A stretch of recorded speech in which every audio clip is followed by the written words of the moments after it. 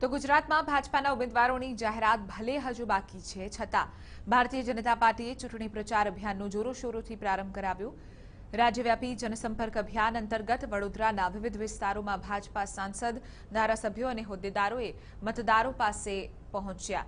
વડાપ્રધાન નરેન્દ્ર મોદીના વિવિધ વિકાસ કાર્યોની ઉપલબ્ધિથી પ્રજા સમક્ષ રજૂ કરવામાં આવ્યા।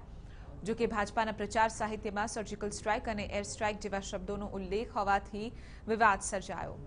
આ મામલે ભરપૂર રાજનીતિ પણ શરૂ થઈ છે।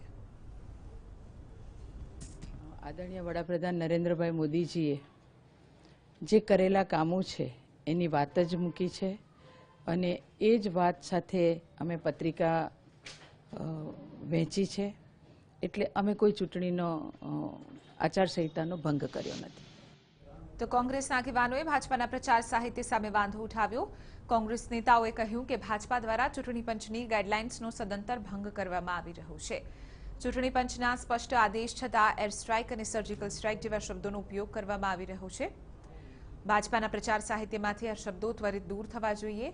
આ મુદ્દે કોંગ્રેસે જિલ્લા ચૂંટણી અધિકારીને લેખિતમાં ફરિયાદ પણ કરી।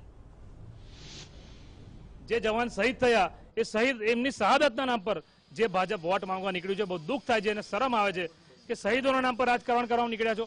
માટે આજે લેખિતમાં ફરિયાદ કરી છે કે ભારતીય જનતા પાર્ટી દ્વારા આજે વડોદરામાં આ પત્રિકાઓનું વિતરણ કરવામાં આવ્યું છે। વિસ્તાર અને વિડીયોના પુરાવા પણ છે, એ પણ અમે એમને રજૂ કર્યા છે। જો ચૂંટણી પંચ નિષ્પક્ષ હોય તો આની સામે કાર્યવાહી કરો। તો વડોદરાના જિલ્લા ચૂંટણી અધિકારીએ કોંગ્રેસની ફરિયાદ લીધી અને કહ્યું કે સમગ્ર ઘટનાની ગંભીરતાથી નોંધ લેવાશે। આ મુદ્દે થયેલી ફરિયાદ અને પુરાવાના આધારે તપાસના આદેશ પણ કરવામાં આવ્યા છે અને જો ભાજપાએ આચારસંહિતાનો ભંગ કર્યો હશે તો તેમના વિરુદ્ધ કાર્યવાહી થશે તેવું કહ્યું છે। એ અમે બધા જ જો ચૂંટણી પંચની ગાઈડલાઇન્સ અને જો છાપવામાં આવ્યું છે એ બધાની જ તપાસણી કરાવીને અને પછી જો પણ નિયમ અનુસારની છે કાર્યવાહી